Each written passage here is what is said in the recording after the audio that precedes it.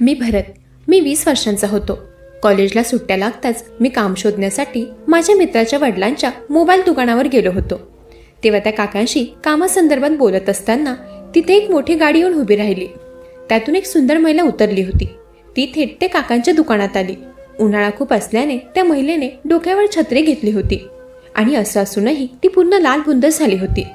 ती अतिशय गोरीपान आणि आकर्षक होती. मोबाईलचं कव्हर घेऊन ती महिला तिथून जायला निघाली आणि तेवढ्यात मागे वळून ती काकांना म्हणाली की तुमच्याकडे कोणी घरकाम करणारा मुलगा असेल तर मला कळवाल का? मी आत्ताच या भागात नवीन राहायला आले आहे. तेव्हा काकांनी माझ्याकडे इशारा केला. काकांच्या इशाऱ्याने मी एकदम थबकलो होतो, कारण मला घरकाम तर करायचं नव्हतं ना मला त्याचा काही अनुभव होता. पण इतरत्र काम करण्यापेक्षा मला एसीमध्ये काम करायला काय हरकत, म्हणून मी ही होकारार्थी मान डोलावली. तेव्हा त्या महिलेने मला तिच्या गाडीत बोलावलं. बहुतेक तिला माझा इंटरव्ह्यू घ्यायचा असेल. मला काही समजण्याआधीच ते सगळं घडलं होतं. तेव्हा ती महिला माझी मालकीनबाई बनली होती आणि मी तिचा नोकर. गाडीत बसताच तिने मला तिचा परिचय दिला. ती म्हणाली, हॅलो, मी राधिका. तुझं नाव काय आहे? तेव्हा मी तिला माझं नाव सांगितलं. काही क्षणात आम्ही एका बंगल्याजवळ पोहोचलो. घरात जाताच मालकीनबाईंनी मला घरातलं काम समजावलं. तोच माझ्या कामाचा पहिला दिवस समजून मी हळूहळू काम करू लागलो. काम आटपून मी माझ्या घरी जायला निघालो. तेव्हा मालकीनबाईंनी अचानक माझ्या हातात 2000 रुपये ठेवले आणि त्या मला म्हणाल्या की उद्या सकाळी लवकर घरी ये. चालेल म्हणून मी निघालो. माझ्या गरीब परिस्थितीमुळे मी ते काम करत होतो, पण मला त्याचा चांगला मोबदला मिळत होता. दुसऱ्या दिवशी सकाळी मी जेव्हा नाश्ता तयार करायला किचनमध्ये गेलो तेव्हा मी पाहिलं की मालक तयार होऊन कुठेतरी निघाले होते. मालक नाश्ता न करताच निघाले. ऑफिसच्या कामासाठी ते परदेशात निघाले होते. तेव्हा ते माझ्याजवळ येऊन म्हणाले की काहीच दिवसात मी परत येईन, तोपर्यंत तू इथेच थांब. मी तुला त्याचा चांगला पगार वाढवून देईन. मी नसताना राधिकाची काळजी घे. असंच पुढचा 1 महिना मी निवांत होतो. मालकीनबाईही मला थांब म्हणून आग्रह करत होत्या, त्यामुळे मी त्यांना तिथे थांबण्यास होकार कळवला. मालकाला बाहेर त्यांच्या ऑफिसची गाडी एअरपोर्टवर घेऊन जाण्यासाठी आली होती. मालकाला त्यांच्या गाडीपर्यंत सोडून मी आणि मालकीनबाई घरात परत आलो. आता आम्ही दोघेच घरात होतो. आम्ही सोबत बसून नाश्ता केला. त्या दिवशी दुपारी मालकीनबाई मला त्यांच्यासोबत मॉलमध्ये फिरायला घेऊन गेल्या होत्या, त्यामुळे संध्याकाळी आम्ही बाहेरूनच जेवून आलो होतो. मालकीनबाई माझ्याशी एखाद्या मित्राप्रमाणे वागत होत्या. घरी येताच मी फ्रेश होऊन मला दिलेल्या खोलीत गेलो. मला झोप येत नव्हती, म्हणून मी माझा मोबाईल बघत बसलो होतो. पुढच्या काही मिनिटातच मालकीनबाई माझ्या खोलीत 2 कप कॉफी घेऊन आल्या. मी मालकीनबाईला म्हणालो की मी कॉफी वगैरे काही पित नाही आणि असं रात्रीच्या वेळी तर अजिबातच नाही. तेव्हा मालकीनबाई म्हणाल्या की मला रात्री झोपण्यापूर्वी कॉफी पिण्याची सवय आहे. आज तुझे मालक माझ्या सोबतीला नाही आहेत, ते घरातच आहे असं समजून मी 2 कप कॉफी बनवली. मला सोबत म्हणून आजच्या दिवस तुझ्या मालकाच्या जागी तू माझ्या कॉफीचा पार्टनर हो. मालकीनबाईंच्या आग्रहामुळे मी मालकीनबाईंसोबत कॉफी प्यायलो. कॉफी खूपच छान झाली होती. मी मालकीनबाईंनी बनवलेल्या कॉफीचं कौतुक केलं. माझ्या कौतुकाच्या शब्दांनी मालकीनबाई फारच खुश झाल्या होत्या.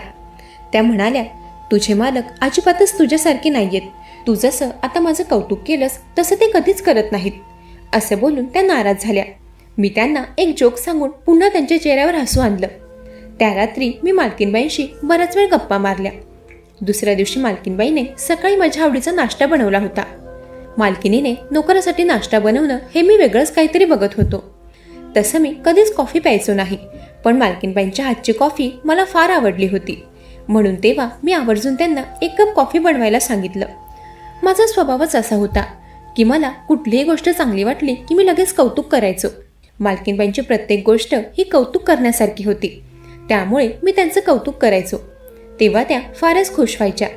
त्या दिवशी रात्री झोपताना मालकीनबाई माझ्या खोलीत आल्या. त्या मला म्हणाल्या की भरत, मला माझ्या खोलीत एकटीला झोपायला फार भीती वाटते. 2 दिवस तर मी जशी तशी एकटी झोपले, पण आज मला जरा जास्तच भीती वाटते. रोज तुझे मालक असतात तर काही वाटत नाही. तेव्हा मी मालकीनबाईंना म्हणालो, त्यात काय घाबरायचं मालकीनबाई? घरात तुम्ही एकट्या थोडीच आहात. तुम्हाला काही जरी वाटलं तरी तुम्ही मला अर्ध्या रात्री एक हाक मारा, मी 0 मिनिटात तुमच्या समोर असेन. मालकीनबाई काही केल्या माझं ऐकायला तयार नव्हत्या. त्या म्हणाल्या की माझ्या मनातील भीती निघत नाही तोपर्यंत तरी तू माझ्या खोलीत झोप. मालकीनबाई तर फारच घाबरलेल्या दिसत होत्या. काही केल्या त्या माझं काय ऐकायला तयार नव्हत्या. त्या रात्री मी त्यांच्या खोलीत झोपायला गेलो. झोप लागल्यावर थोड्या वेळाने मालकीनबाई झोपेतच हलल्या आणि चुकून माझ्या अगदी जवळ आल्या. झोपेत घडलेली साधी गोष्ट असावी असं मला वाटलं. मग मी सावधपणे बाजूला सरकलो आणि पुन्हा पाठमोरा होऊन झोपलो. सकाळ होताच मी माझ्या खोलीत गेलो. थोड्या वेळाने मालकीनबाईंनी त्यांच्या खोलीतूनच मला हाक मारली. मी त्यांच्या खोलीत गेलो तर त्या मला कुठेही दिसत नव्हत्या. मी परत बाहेर जाणार तोच मला पुन्हा मालकीनबाईंचा आवाज आला. मालकीनबाई त्यांच्या खोलीतील बाथरूममधून मला आवाज देत होत्या. मी लगेच तिकडे गेलो. त्यांनी दरवाजा अर्धवट उघडून मला आत बोलावलं. त्या म्हणाल्या, भरत, या गिझरमधून पाणीच येत नाहीये, जरा पाहशील का? माझ्या डोळ्याला साबण गेला आहे आणि आतल्या नळामधूनही पाणी येत नाही. त्यांच्या चेहऱ्यावर अजूनही फेस होता, त्यामुळे त्या अस्वस्थ दिसत होत्या. मी लगेच बाजूला वळून गिझरकडे पाहायला सुरुवात केली, त्यांना अजिबात त्रास होऊ नये म्हणून. त्यांनी डोळ्यावर साबण गेल्यामुळे डोळे घट्ट मिटले होते. त्या पूर्णपणे अस्वस्थ दिसत असल्याने मी लगेच लक्ष नळाकडे वळवलं. मी स्वतःला स्थिर करत परिस्थिती समजून घ्यायला सुरुवात केली आणि नळाला काय झालंय ते तपासू लागलो. डोळ्यात साबण गेल्याने त्यांना दिसत नव्हतं, त्यामुळे चुकून बाथरूममधला पाण्याचा मेनकॉक बंद झाला होता. त्यामुळेच नळाचं पाणी थांबलं होतं. मी तो मेनकॉक सुरू केला आणि मग नळ तपासला. काही सेकंदात पाणी पुन्हा सुरू झालं. लगेच नळाला पाणी येऊ लागलं. माझं काम होताच मी तिथून बाहेर आलो. थोड्या वेळाने मालकीनबाई त्यांचे ओले केस झटकतच हॉलमध्ये आल्या. त्या माझ्या जवळ आल्या आणि मला थँक्यू म्हणून किचनमध्ये गेल्या. मालकीनबाई दिसायला फार सुंदर होत्या. त्यांच्या सुंदरतेकडे यापूर्वी मी कधीच असं निरखून पाहिलं नव्हतं. मालकाने खरंच नशीब काढलं होतं जे त्यांना एवढी सुंदर बायको मिळाली होती. मालकाला परदेशात जाऊन आता आठवडा झाला होता. मालक घरी कधी परतणार हे विचारण्यासाठी मी मालकाला फोन केला, पण त्यांचा फोन सारखाच बंद लागत होता. मी माझ्या घरी जायलाही निघालो होतो, पण मालकीनबाई म्हणत होत्या की मला एकटीला घरात भीती वाटते, मालक येत नाही तोपर्यंत तू इथेच थांब. मालकीनबाईला असं एकटं सोडून जाणंही मला योग्य वाटत नव्हतं, म्हणून मी अजून काही दिवस तिथेच थांबलो. एके दिवशी मालकीनबाई आणि मी मालकीनबाईंच्या खोलीत बसून कॅरम खेळत होतो. तेव्हा अचानकच मालकीनबाई शांत झाल्या आणि त्या रडायला लागल्या. त्या मला म्हणाल्या की भरत, माझ्यात काही कमी आहे का रे? नाही मालकीनबाई, तुम्ही तर फार सुंदर आहात, पण तुम्हाला असं रडायला आणि असं बोलायला अचानक काय झालं? मी असं विचारताच त्या शांतपणे म्हणाल्या की भरत, गेल्या काही दिवसांपासून तू एका मित्राप्रमाणे मला वेळ देतोयस, माझ्याशी गप्पा गोष्टी करतोयस. तुझ्या मालकाने माझ्यासाठी असा वेळ कधीच काढला नाही. ते सतत त्यांच्या कामात आणि व्यवहारात व्यस्त असतात. माझी काळजी घेण्यासाठी किंवा माझं ऐकून घेण्यासाठी त्यांच्याकडे वेळच नसतो. आमच्या लग्नाला आता 3 वर्ष होत आलेत, पण मला अपेक्षित असलेली साथ, समजूतदारपणा आणि आपुलकी हे काहीच मला आजवर मिळालं नाही.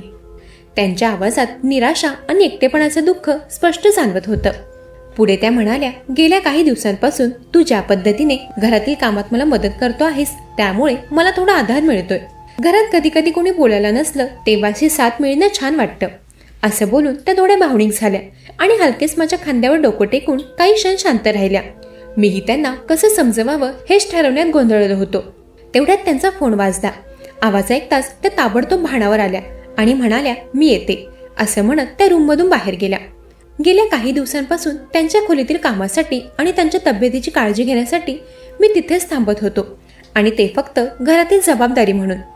मालकीनबाईंची रात्री झोपण्यापूर्वी कॉफी पिण्याची सवय मलाही लागली होती. मीही रोज रात्री झोपण्यापूर्वी कॉफी पिऊन झोपायचो. मालकीनबाईंच्या खोलीत मला झोप नेहमीपेक्षा शांत यायची. तिथलं वातावरण शांत, व्यवस्थित आणि आरामदायी होतं. पण पुढे माझ्या आणि मालकीनबाईंच्या आयुष्यात जे काही घडणार होतं त्याची कल्पना आम्हा दोघांनाही नव्हती. त्या रात्रीनंतर दुसऱ्या दिवशी जेव्हा मी सकाळी झोपेतून उठलो तेव्हा स्वतःकडे पाहून मीच घाबरलो. काय झालं होतं, कसं झालं होतं आणि हे सगळं रात्री माझ्या लक्षात का आलं नव्हतं? माझ्या मनात एकदम शंका, भीती आणि गोंधळ उठू लागला होता. पण मला अधिक गोंधळात टाकणारी गोष्ट म्हणजे मालकीनबाई खोलीत कुठेच दिसत नव्हत्या. मनात क्षणभर विचित्र शंका निर्माण झाली. रात्री नेमकं काय झालं असेल? मी इतका गाढ झोपलो होतो का? मी पटकन उठलो, स्वतःला सावरलं आणि हॉलमध्ये आलो. तेव्हाच दरवाजाजवळ आवाज आला. मालकीनबाई बाहेरून भाजी घेऊन शांतपणे घरात येत होत्या. जणू सर्व काही अगदी नेहमीसारखंच होतं. त्यांच्या चेहऱ्यावर कुठलेही घाई किंवा विचित्र भाव नव्हते. त्या अगदी रोजच्या कामात व्यस्त असलेल्या गृहिणीसारख्या दिसत होत्या. हे पाहून माझ्या मनात अजूनच प्रश्न उभे राहिले. रात्री खरंच काही वेगळं घडलं होतं का, की हे सगळं माझ्या मनाचा गोंधळ होता? मालकीनबाई तर अगदी हसतच घरात आल्या होत्या. मला पाहून त्या खूप प्रसन्न दिसत होत्या. घरात आल्याबरोबर त्यांनी हसतच गुड मॉर्निंग म्हटलं. त्या म्हणाल्या, काल रात्रीनंतर मला खूप आराम मिळाला. बऱ्याच दिवसांनी इतकी शांत झोप झाली. त्यांचं ते बोलणं ऐकताच माझ्या मनात अनेक प्रश्न उठू लागले. माझं मन अजूनही रात्रीच्या गोंधळातून बाहेर आलं नव्हतं. त्या दिवशी मी नाश्ताही केला नाही. मी शांतपणे माझ्या खोलीत गेलो आणि दार लावून बसलो. माझ्या मनात एकच गोष्ट सतत घोळत होती. मी नेमकं काही गैरसमज करून घेतोय? रात्री काही विशेष झालंही होतं का, की फक्त माझ्या मनाचा भ्रम आहे? मी बराच वेळ स्वतःलाच समजावत बसलो, कारण परिस्थितीचं नेमकं स्वरूप मला कळत नव्हतं. मला काल रात्रीचं काहीच कसं आठवत नव्हतं आणि मालकीनबाई त्याबद्दल काहीही का बोलत नव्हत्या. म्हणजे मी जो विचार करत होतो कदाचित तो सगळा माझा भ्रम होता. मी जो विचार करून बसलो होतो ते एक वाईट स्वप्न म्हणून मी तिथेच विसरलो आणि थोड्या वेळानंतर माझं आवरून मी माझ्या खोलीतून बाहेर आलो. मालकीनबाई रोज सारख्याच माझ्याशी वागत बोलत होत्या. त्यांच्या वागण्यात जराही बदल मला जाणवत नव्हता. पुढचे अजून काही दिवस उलटले. मालकीनबाईंच्या फोनवरून 1-2 वेळा मालकांसोबत माझं बोलणं झालं होतं. मालकाने सांगितलं की पूर्ण 1 महिन्यानंतर ते परदेशातून परतणार आहेत. ते येत नाही तोपर्यंत त्यांनी मला मालकीनबाईंसोबतच थांबायला सांगितलं होतं. माझ्या घरूनही त्यासाठी होकार होता. एके दिवशी मालकीनबाई आणि मी बाहेरील गार्डनची साफसफाई करत होतो. गप्पा करताना अचानक मालकीनबाई मला विचारू लागल्या, भरत, तुझी कोणी मैत्रीण आहे का? मी हसत म्हणालो, नाही हो मालकीनबाई, माझ्यासारख्याला मैत्रीण मिळणं एवढं सोपं नाही. कोणाला आवडेल का माझ्यासोबत राहायला? पण कधीतरी कोणीतरी आवडेल अशी आशा नक्कीच आहे. मी सहज बोललो, पण माझ्या उत्तराने त्या काही क्षण विचारात पडल्या. अचानक कोणतेही गणित न मांडता त्यांनी काहीतरी असं बोलून टाकलं जे मी अजिबात अपेक्षित केलं नव्हतं. त्यांचं ते वाक्य ऐकताच मी पूर्ण आश्चर्याने त्यांच्याकडे बघत राहिलो. त्यांच्या डोळ्यात एक वेगळीच भावना दिसत होती, ज्याचा अर्थ मला लगेच समजत नव्हता. तेव्हा त्या हसायला लागल्या आणि म्हणाल्या की काय रे, मस्करी केली मी, तू काय खरं समजलास की काय? एवढा काय चकित होतोयस? हसता हसता मालकीनबाई घरात निघून गेल्या. त्यांची मस्करी समजून मी त्या गोष्टीकडे दुर्लक्ष केलं. मालकीनबाई कधी कधी मस्करी करायच्या की त्यांच्या मनातल्या भावना व्यक्त करायच्या तेच समजायचं नाही. पुढच्या 2-3 दिवसांनी मालकीनबाईला अचानक मळमळू लागलं. मी त्यांना हॉस्पिटलमध्ये घेऊन गेलो. डॉक्टरांनी त्यांचं चेकअप केलं. तेव्हा समजलं की मालकीनबाई गरोदर आहेत. मालकीनबाईंची खुशखबर ऐकून मी फार आनंदी झालो होतो. मी आनंदातच मालकीनबाईला मिठी मारली. मी त्यांना सांभाळून घरी घेऊन आलो. घरी येताच मी मालकाला फोन लावू लागलो, पण मालकीनबाईने माझ्याकडून माझा फोन हिसकावला. तेव्हा त्या म्हणाल्या की मालकाला फोन लावू नकोस, तुझ्या मालकाला आणि दुसरं कोणालाही माझ्या गरोदरपणाबद्दल कळू देऊ नकोस. पण का मालकीनबाई, एवढी आनंदाची बातमी आहे, ती तुम्ही सर्वात आधी मालकाला सांगायला हवी. ही खुशखबर ऐकताच मालक कसे पळतच घरी येतील बघा. मी असं बोलताच मालकीनबाई म्हणाल्या की माझ्या पोटातलं बाळ हे तुझ्या मालकाचं नाहीये, या बाळाचा बाप तू आहेस. मालकीनबाई असं बोलताच मी त्यांच्यावर चिडलो. मी त्यांना म्हणालो की मालकीनबाई, तुम्ही काही काय बडबडताय? तुमच्या पोटातील बाळाचा बाप मी कसा असू शकतो? तेव्हा मालकीनबाई म्हणाल्या की हो भरत, तूच आहेस या बाळाचा बाप.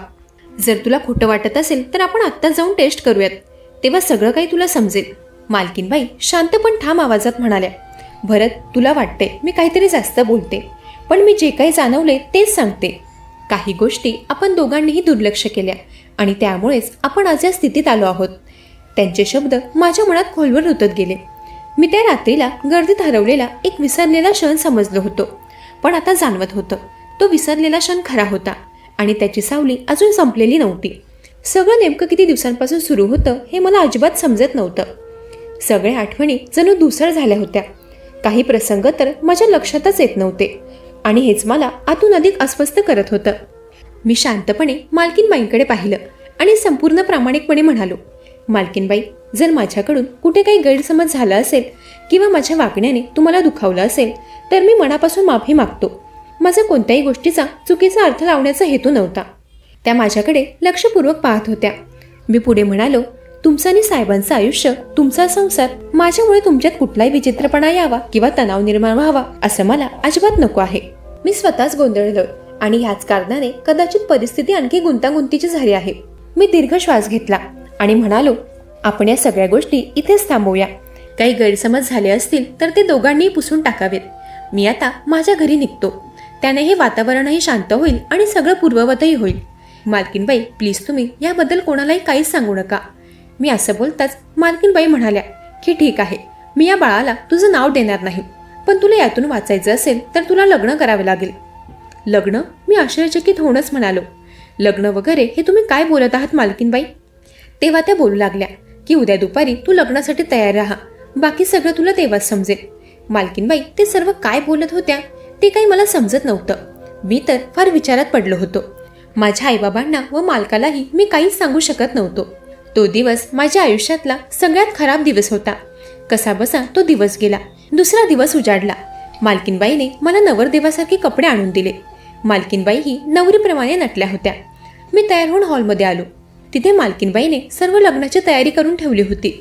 मालकीनबाई माझ्याशी लग्न करणार आहे असंच मला वाटत होतं, पण तसं काहीच झालं नाही. मालकीनबाई घराच्या दरवाजातून एका मुलीला घेऊन आत आल्या. ती मुलगी लहान मुलांप्रमाणे वागत होती. ती तर मला वेडी दिसत होती. मालकीनबाईंनी त्या मुलीला माझ्या शेजारी आणून बसवलं. माझ्या शेजारी बसताच ती मुलगी मला ओरबडू लागली. मी एक धडधाकट मुलगा असून मला त्या मुलीची भीती वाटत होती. लग्नाच्या विधी सुरू होणार तोच मालक मला घराच्या दारात दिसले. मालकाला पाहून मी आनंदीही झालो होतो आणि घाबरलोही होतो. मालकाला पाहून मालकीनबाई मात्र घाबरलेल्या दिसत होत्या. मालकाने घरात येताच ते लग्न थांबवलं. ते म्हणाले की भरत, हे तू काय करतोयस? मी काही बोलणार तोच मालकीनबाई म्हणाल्या की भरत माझ्या बहिणीवर जीवापाड प्रेम करतो. मालकीनबाई मला मालकासमोर विचारू लागल्या. माझी सत्यता त्या मुलाशी लग्न केल्यावरच गुपित राहणार होती, म्हणून मी माझा त्या लग्नाला होकार आहे असं मालकाला सांगितलं. त्या वेड्या मुलीवर माझं प्रेम आहे हे मालक मान्य करायलाच तयार नव्हते. तेव्हा मालकीनबाईने त्यांना त्यांच्या मोबाईलमध्ये काही फोटोज दाखवले. मालकीनबाईंनी त्या मुलीला माझ्या बाजूला लेटवून आमचे फोटो काढले होते आणि तेच त्या मालकाला दाखवत होत्या. ते सगळं पाहून माझ्या लक्षात आलं होतं की माझ्या मानेवरचे ते नखाचे निशाण त्या वेड्या मुलीचे होते, कारण ती आताही सारखी मला ओरबडू पाहत होती. मालकीनबाईंचा प्लॅन माझ्या लक्षात आला होता. ती वेडसर मुलगी मालकीनबाईंची बहीण होती. तिच्याशी माझं लग्न लावण्यासाठी मालकीनबाईंनी एवढं सगळं केलं होतं. त्यावेळी मी मालकाला सगळी सत्यता सांगितली. मालकीनबाई प्रेग्नेंट नव्हत्याच. त्यांनी मला ज्या हॉस्पिटलमध्ये त्यांना न्यायला सांगितलं होतं ते त्यांच्या ओळखीचं होतं. मालकीनबाईंनी मला खोटे रिपोर्ट दाखवले होते. त्यांच्या खोट्याला मी खरं मानून बसलो. मालकाने मालकीनबाईला जाब विचारला तेव्हा त्या बोलू लागल्या की मी भरतला रात्री कॉफीमधून झोपेचं औषध देत होते. त्याला गुंगी येऊन तो गाढ झोपेत गेला की मी माझ्या बहिणीला त्याच्या शेजारी आणून त्याचे तिच्यासोबत असे फोटो काढलेत, जेणेकरून ते मी तुम्हाला दाखवेल आणि भरतचं माझ्या बहिणीवर प्रेम आहे असं तुम्ही समजाल. मालकीनबाईंनी चांगलं डोकं चालवलं होतं. एकीकडे त्यांनी मी त्यांच्यासोबत काहीतरी केलंय असं सांगून मला फसवलं होतं आणि दुसरीकडे त्यांनी माझं त्यांच्या बहिणीवर प्रेम आहे असं दाखवण्यासाठी माझे व त्यांच्या वेड्या बहिणीचे नको तसे फोटो काढले होते. मी माझ्या मालकीनबाईला कधीच माफ करणार नव्हतो. मालकीनबाईने जे काही केलं होतं त्यावर मालकही खूप रागावले होते. एखाद्याच्या गरिबीचा असा फायदा घेणं अत्यंत चुकीचं आहे असं त्यांचं स्पष्ट मत होतं. तेव्हा मालकाने मला काही पैसे दिले आणि मला माझ्या घरी जायला सांगितलं. त्या दिवसापासून मला समजलं होतं की परिस्थिती कशी असू दे, पण कोणाच्याही गोड बोलण्याला भाळून जाऊ नये, कारण लोक गोड बोलून तुमचा घात करतात. त्यामुळे नेहमी सतर्क राहणे हीच आजच्या काळाची गरज आहे. मंडळी, कशी वाटली कथा? ऐकत रहा मनाचे बोल.